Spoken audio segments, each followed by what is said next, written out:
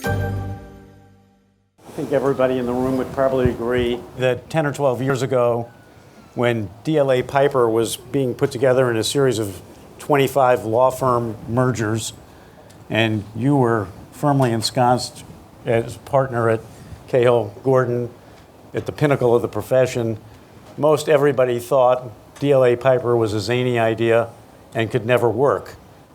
And here we are 10 or 12 years later, and we've got copycat mergers. We've got some that look the same, but there are essentially, you've got Norton Rose Fulbright, you've got Squire Patton Boggs, you've got Hogan Lovells, you've got several other firms that have been formed, Dentons. A lot of people seem to think this was a good idea. What's changed, including you? So I think what's changed is the clients have changed. Mostly people have reached the conclusion that with the convergence of the law firms and the sense that the world is smaller, people have concluded, clients have concluded that at least they would like to try the notion of one-stop shopping. And they would like to have, as I have been known to say, they'd like to have one throat to choke. So as they have gone on and developed their businesses throughout the world, their general counsels, and indeed even their embedded law firm relationships, became more and more convinced that they had to have an approach that was more global. DLA certainly was fortunate in that it was a first mover. DLA was also extremely fortunate that it had the biggest footprint in both the US and in Europe, and a smaller footprint but growing footprint in Asia. DLA also had the benefit of certain fortuitous things happening that were not necessarily fortunate for all people, but Kudare Brothers blowing up. And so as a result of that, you had the beginnings of what became a global firm at the same time that the clients were reaching the conclusion that they needed a global firm and to more effectively and efficiently do their work. So DLA, partly because of its being a first mover, partly because it met an emerging need of the marketplace, rose to the top of some of the M&A tables. It became one of the top brands in the world. And now, all of a sudden, it's got a bunch of competitors who have identified the same market need, and look very similar. What is going to distinguish the top 4 or 5 global firms from the rest of the pack and get them on the short list for the market they're addressing? So, I mean, I think that's not surprisingly a very insightful question by you, Peter. I think what is going on now among the global firms is the question in their mind as to who is going to be a global firm that's going to grow for the sake of growth. I would put Dentons in that category. Who are going to become more international firms because they really can't make the investments that they need to make in various parts of the world and to be truly global. Who are going to aspire to be global elite firms, and who's going to aspire to be a global firm doing elite work. And the differentiation really is, when you think about it, is Tony Angel, before he came aboard at DLA, after his long tenure at Lynx, said to me, there's a huge difference between being a global firm doing elite work and being a global elite firm. I have moved the vision of the firm towards the idea of becoming a global elite firm. because I don't believe over the long haul that doing commodity-based work across the planet is the way to go. So what does that mean? And what are the issues that brings to mind as something that bothers me on a day-to-day basis, because there's so much friction in the methodology? So there's the race and the battle for talent that all of us are engaged in, almost in a pitched battle. There's innovation, which you've heard a lot about. There's technology that you've heard a lot about and many of you are engaged in. And there's capital formation that is extremely important. Some of these things conflict with one another, besides the fact that you have a population of stakeholders that are interested in very, very short-term results. Because if you don't provide those short-term results, they're going elsewhere. And they're going elsewhere pretty quickly. So the single biggest issue, because all of the global firms, whether they become elite or they're elite firms doing global work or they're doing commodity, all of the firms will find their own way into what makes sense for them. The issue is, how do you pay for this? How do you pay for these conflicting things? Do you really believe that you can go to your partners and say, we're taking our capital requirements up from whatever it is to 150% of what your take is? I mean, you have people running out the door almost instantly.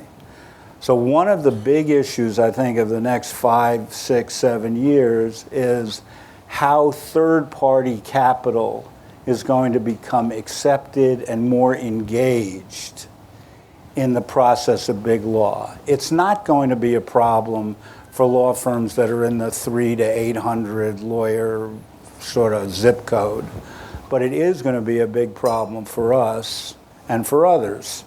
Now, you could say to me, why don't you just raise the level of your borrowing capacity? The reason I'll never do that is because of Dewey LaBeouf. You can't put yourself in a position with a law firm where people are relying on the safety of the institution, where you've created a debt structure that is completely antithetical to how the law firms have operated in the past. And if I have to say one thing about the whole Dewey LaBeouf episode, it was a leverage buyout gone bad. And as a guy who did lots of leverage buyouts in some pretty hairy situations, one knew that you can't, if you're a law firm, grow your way out of your debt. There isn't enough demand in the environment for us to be able to do that. So you have to find different ways of differentiating yourself. Some are global, some have different verticals, some have practice groups that are phenomenal, some are white shoes, some are magic circles, some are this, that, and the other thing. Some have global footprints that make themselves very compelling. And some have a combination of those things that really allow you to drive something that is completely different than the law industry has seen before. At the same time, with all of this going on, for the first time in many of our careers, where our clients, let's say the general counsels of the world, are not only our clients, but are our competitors. And with all of those things, you have to, if you're a leader of a law firm, have a sense of three-dimensional chess that is probably much different than the law leaders that put together the national and the global firms, let's say 15 years ago. So you raise the issue of capital formation, and you think it's important, and that's going to enable firms to meet some of the challenges of growth. And I think everyone in the room probably knows that in Great Britain today, law firms can raise capital. And in Australia, law firms can raise capital. But in the United States, where we are, law firms cannot raise capital. Is that going to be something that's done by firms like DLA out of London? Or is the United States going to somehow have to enable law firms to raise capital in order to remain competitive? How do you see all that coming about? Well, first of all, I had to rely on the American Bar Association or any regulatory authority in the United States to change the rules in my lifetime or my children's lifetime. I'm not sure I would reach that conclusion or race to that conclusion. I do believe that if one looks at, since the rules have changed, if one looks at the actual amount of third-party capital that's been invested in prominent firms, however one defines prominent firms, it's not that high. It's not that high.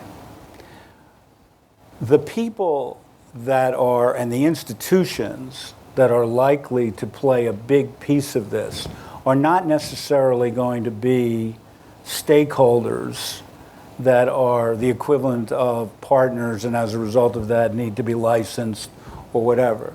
They're likely to be the same people that provide financing in the shadow banking system and are going to look for rates of return out of law firms, because when you look at law firms, generally speaking, both on a balance sheet basis and on a P&L basis, they're pretty good candidates for a leveraged buyout.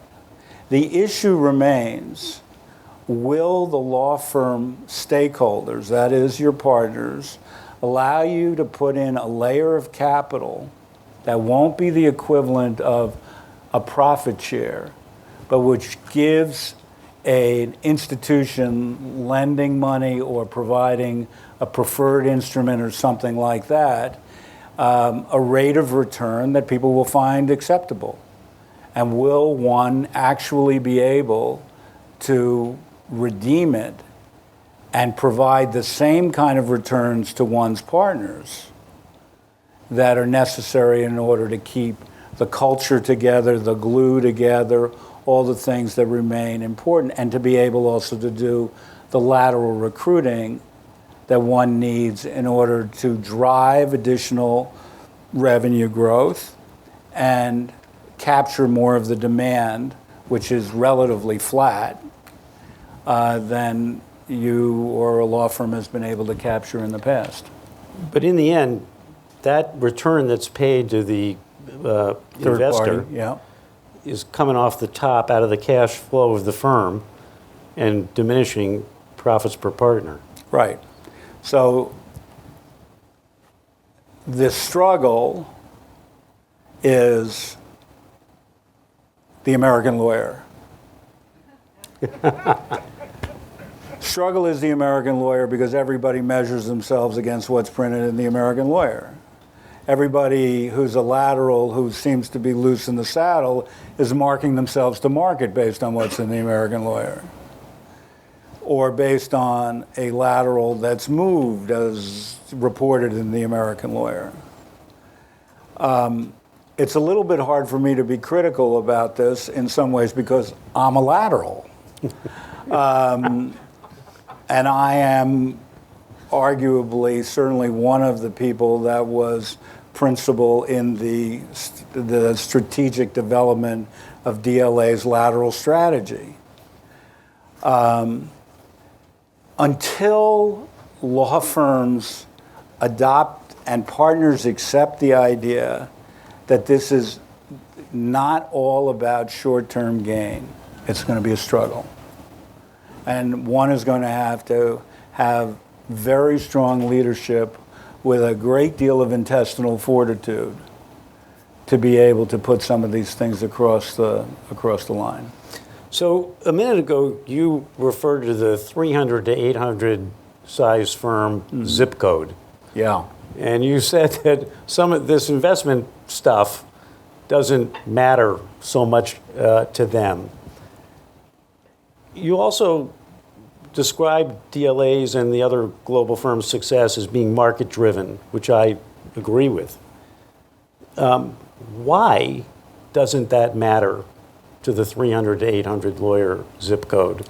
You got some of the most powerful firms in the world, more or less, at the upper end of that zip code, maybe a little bit over.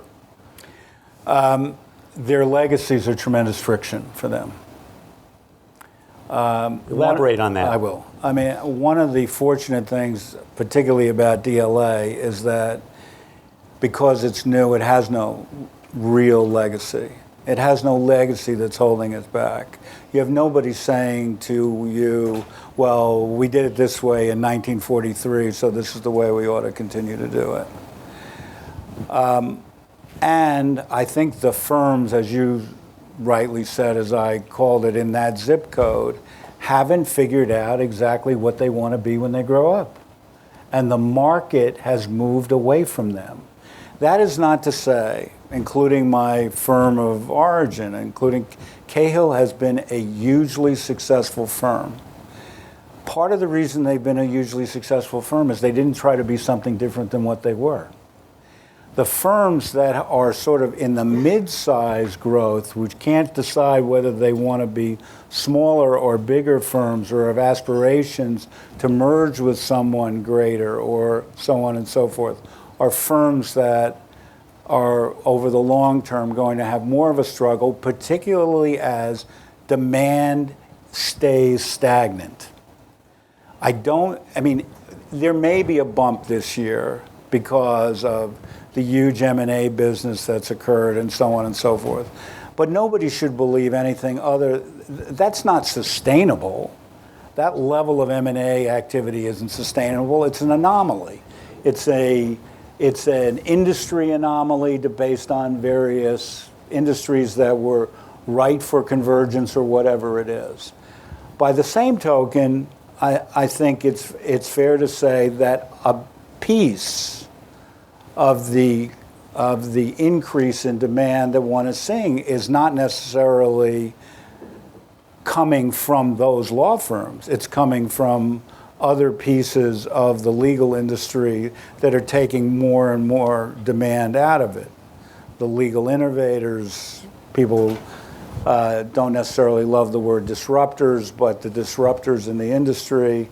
And to the extent that one isn't focused on all of these aspects, particularly if you have a global firm, you're probably not doing your job as well as you could. So we've got Did that answer the question? Pretty well, I think, yeah. Okay. So I'd love to follow up on that, but we have only a few minutes left. I want to switch gears for a second. I think I first met Frank Birch and Lee Miller at a conference where multidisciplinary organizations were being addressed, and the accounting firms were the biggest law firms in Europe, and people saw them as a up-and-coming competitor for big law. Then Enron happened. Arthur Andersen was indicted. They went under. The regs changed. They had to divest themselves of all their non-accounting businesses, and they disappeared. Now they're back in Europe, and they're back even in a more significant way in China, where, because of some quirk in their regulations, the Chinese accounting firms can practice law. The non-Chinese accounting firms can practice law, but non-Chinese law firms cannot. How do you see all of this unfolding with the accounting firms as competitors for the major global firms? They're here to stay. Sure, there may be an event that occurs that results in them blowing themselves up, and as a result, blowing up the industry. But they've reached the conclusion pretty openly, I think, that the auditing business is a lost leader for them. And until they can continue to compete for premium work, their ability to, again, pay their partners, do the kind of work that they really want to do is pretty small. I thought where you were headed with this question was, what do I think about the various things that are going on in China, and just briefly, I was pretty public about saying that I applauded the fact that Dentons should be applauded for being a first mover in doing Daqing.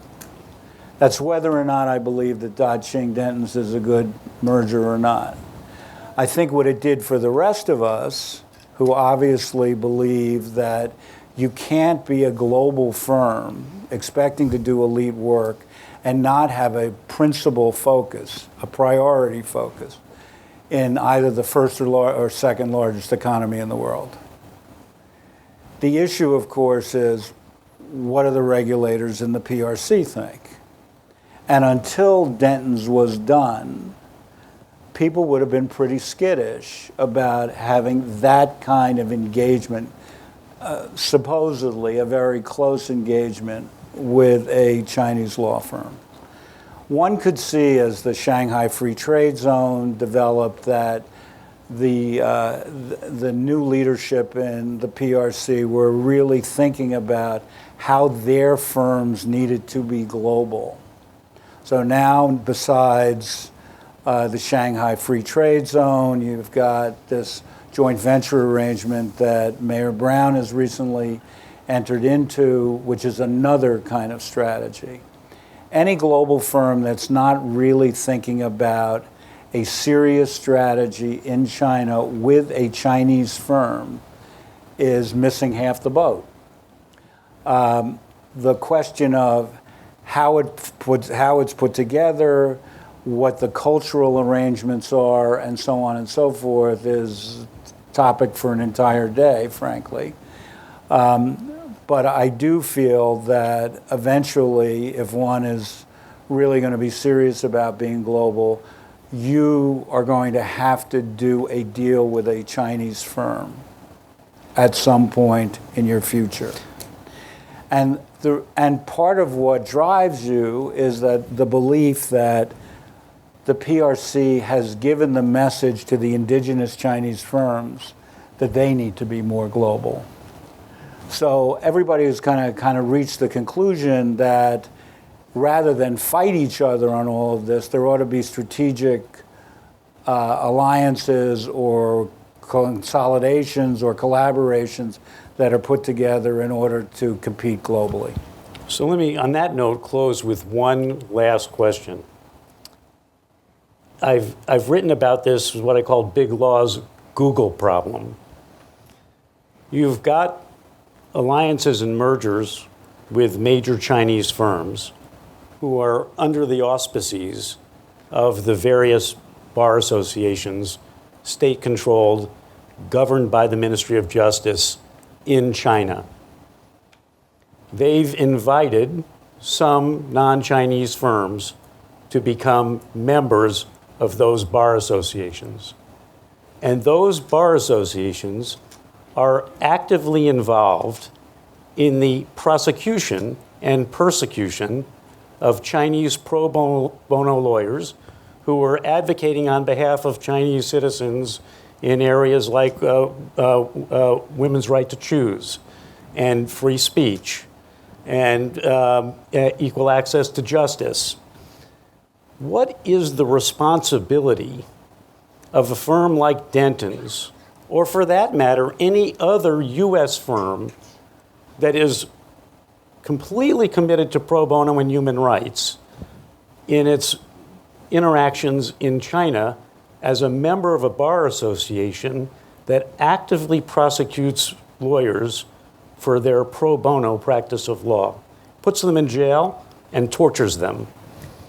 Was that a question or was that advocacy? It's a question. What do you do? Google's said, we're getting out.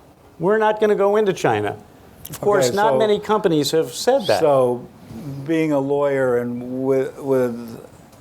I'll reframe the question. We operate in lots of countries where human rights are probably not high on the government's list. We continue to operate in those countries. That doesn't mean that we necessarily support those actions. I, as a general matter, do not believe that law firms ought to take political positions. You are there to do high quality work for your clients. Yes, to the extent that one reaches a conclusion that the environment becomes either so dangerous or the environment becomes unpalatable for your lawyers, either on a social basis or on a political basis, then the leadership of the law firm needs to make a hard decision about the relevance of the geography to the overall global firm. Okay, I think that's the time we have. I think it's a good topic for another day. And Thank you, Peter. I thank you all. Thank you all.